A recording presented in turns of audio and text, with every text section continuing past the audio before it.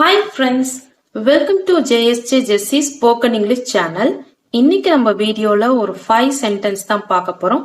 இந்த 5 சென்டென்ஸ்மே நம்மளுக்கு day to day லைஃப்ல யூஸ் ஆகிற சென்டென்ஸ் தான் நம்ம பார்த்துட்டு இருக்கோம் ஃப்ரெண்ட்ஸ். வீடியோக்குள்ள போறதுக்கு முன்னாடி ஒரு லைக் பட்டன் பிரஸ் பண்ணிட்டு பாருங்க. வாங்க வீடியோக்குள்ள போலாம். உங்க பெற்றோர் உன்னை பத்தி கவலைப்படுறாங்க.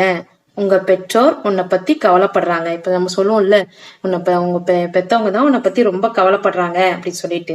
இதை நம்ம எப்படி இங்கிலீஷ்ல சொல்லலாம் அப்படின்னு பாத்தீங்கன்னா, நான் ஆல்ரெடி சொல்லியிருக்கேன், நம்மளுக்கு தெரிஞ்ச சின்ன சின்ன வேர்டிங்ஸ் இங்கிலீஷ்ல அதை நம்ம ஃபர்ஸ்ட் எடுத்துக்கணும். அதுக்கப்புறமா நம்ம அப்படியே டிரான்ஸ்லேட் பண்ணோம்னாவே இங்கிலீஷ்ல நம்ம ஈஸியா சென்டென்ஸ் மேக் பண்ணிடலாம். ஓகேங்களா? உங்க பெற்றோர் அப்படின்னா, இப்போ உங்க அப்படின்றதுக்கு இங்கிலீஷ்ல என்ன சொல்வோம்? யுவர். பெற்றோர் அப்படின்றதுக்கு இங்கிலீஷ்ல பேரண்ட்ஸ்.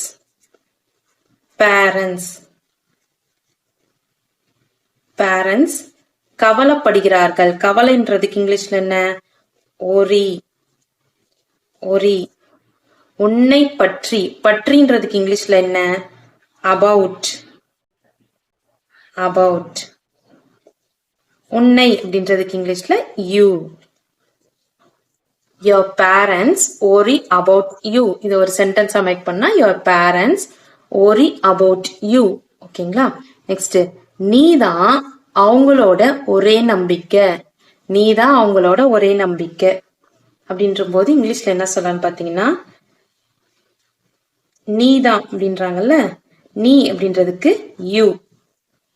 யூன்றது ப்ளூரல். ஓகேங்களா? அப்ப ப்ளூரல் ஃபார்முக்கு நம்ம என்ன ஹெல்பிங் வெர்ப் யூஸ் பண்ணோம்னு பாத்தீங்கன்னா, ஆர். அதே ஹி, ஷி, இட்னு இருந்துச்சுன்னா இஸ் யூஸ் பண்ணணும். ஓகேங்களா? அவர்களோட போது இங்கிலீஷ்ல என்னன்னு பாத்தீங்கன்னா தேர். ஒரே நம்பிக்கை. ஒரே அப்படின்னும் போது ஒன்லி. நம்பிக்கை அப்படின்றதுக்கு hope. You are their only hope. நீ தான் அவங்களோட ஒரே நம்பிக்கை. You are their only hope. நீ நிறைய தடவை செய்து இருக்கிறாய். இது மாதிரி நிறைய டைம் பண்ணிருக்க. இந்த தப்ப நீ நிறைய டைம் பண்ணிருக்கன்னு கூட சொல்லலாம். இந்த தப்ப நீ நிறைய டைம் பண்ற அப்படின்றதுக்கு இங்கிலீஷ்ல எப்படி சொல்லணும்னு பாத்தீங்கன்னா, யூ அப்படின்றதுக்கு நீ அப்படின்றதுக்கு யூ. செய்து இருக்கிறாய் அப்படின்னு சொல்றோம்ல, இருக்கிறாய்ன்றதுக்கு have. செய்து அப்படின்றதுக்கு done. You have done. ஏதோ ஒரு விஷயத்த செஞ்சிருக்கீங்க அப்படின்றதுக்கு it. நிறைய தடவை அப்படின்றதுக்கு many times. நிறைய தடவை அப்படின்றதுக்கு many times.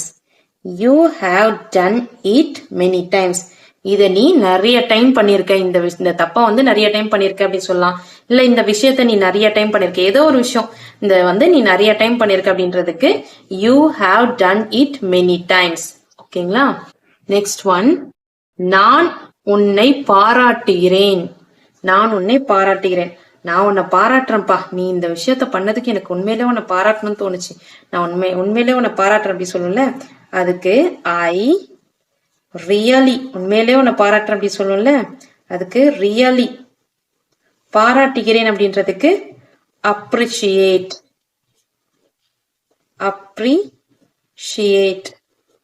I really appreciate. உன்னை அப்படின்றதுக்கு you. I really appreciate you. இத மெல்லுவது கடினம். இப்ப ஏதோ கஷ்டமானது ஏதோ மெல்ற மாதிரி இருந்துச்சுன்னா, இத மெல்றதே ரொம்ப கஷ்டம் அப்படின்னு சொல்லும்ல, அதுக்கு இங்கிலீஷ்ல எப்படி சொல்லலாம்னு பாத்தீங்கன்னா, இட்ஸ். IT அப்போஸ்ட்ரோபி எஸ் போட்டோம்னா இட்ஸ்ன்னு சொல்லுவோம். அதாவது இட் இஸ்ன்னு சொல்லுவோம் பாத்தீங்களா இங்கிலீஷ்ல. இட்டிஸ்ன்னு சொல்லுவோம் பாத்தீங்களா. அந்த இட்டிஸ தான் நம்ம ஷார்ட்டா என்ன போடுவோம்? இட்ஸ் ரைட் பண்றோம். ஓகேங்களா? இதனால மீனிங் எதுவும் சேஞ்ச் ஆக போறது இல்ல.